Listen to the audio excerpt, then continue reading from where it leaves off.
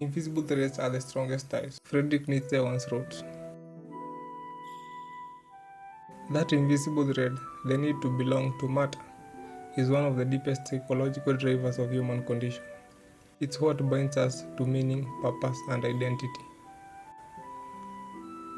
There's a kind of pain that doesn't scream or bleed. It's the kind that sits with you when you're scrolling through your phone, watching other people's lives appear full while yours feel paused.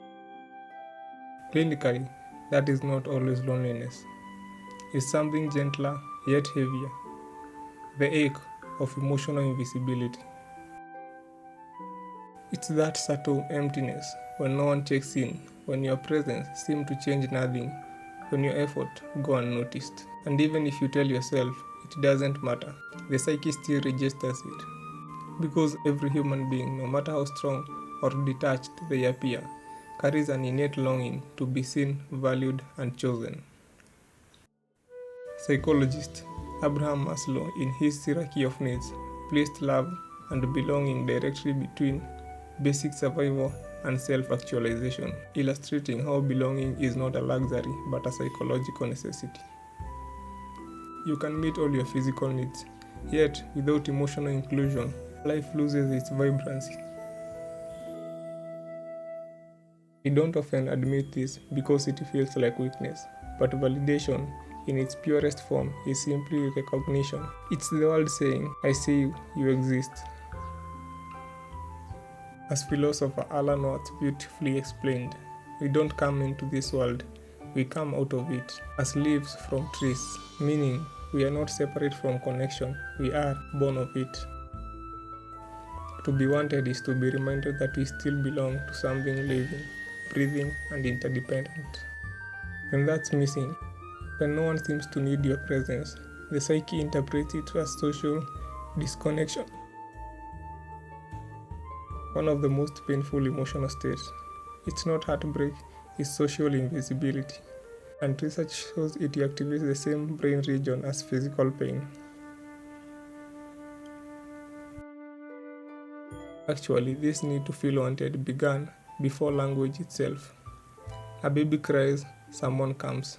That's attachment. A baby cries, no one comes. That's neglect. From that moment, the brain begins forming its first emotional narrative. Am I worth responding to? If our early caregivers consistently responding to our emotional needs, we internalize safety.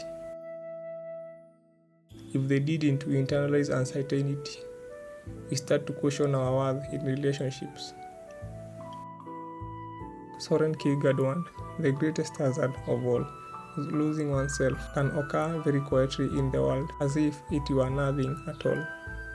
That is precisely what happens when love becomes conditional, when we must perform to be seen. The authentic self retreats behind behavior patterns designed to maintain acceptance.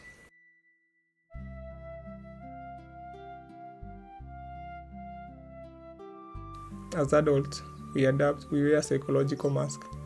Humor, productivity, ambition, charm, each one crafted to secure connection. Social media amplified this pattern. We showcase highlight reels, mistaking attention for affection, but clinically, attention provides stimulation, not attachment.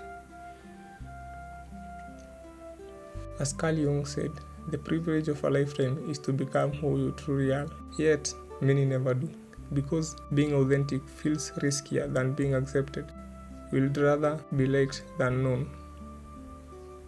Psychologists call this contingent self-worth, where one's sense of value depends on external approval.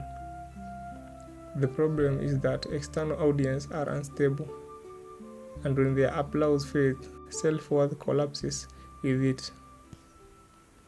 Rick Fromm in The Art of Loving observed, love isn't something one falls into, it's something one becomes.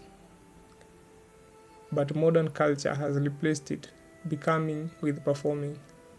We curate connection rather than cultivate it. When someone finally sees us, truly sees us, it's almost unbearable. The psychological discomfort that follows authentic emotional exposure. We are conditioned for performance, not presence. Neurologically, the need for belonging is hardwired.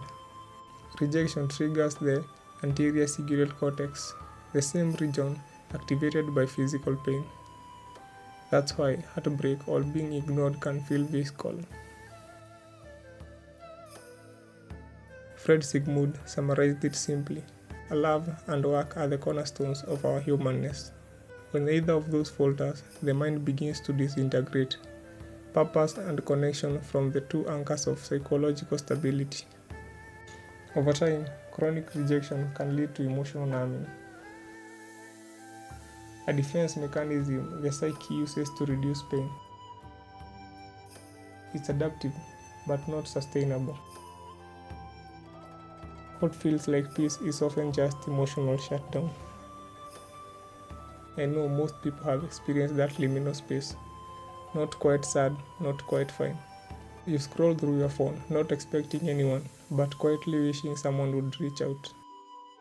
You act indifferent, but the nervous system still registers absence.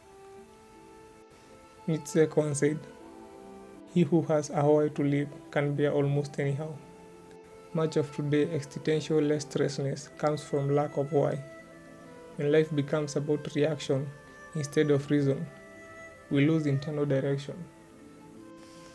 Carl Jung once observed, "Until you make the unconscious conscious, it will direct your life and you will call it fate." So, feeling unwanted is not a sentence, it's a signal. It asks you turn inward to repair the attachment to yourself that others fail to maintain.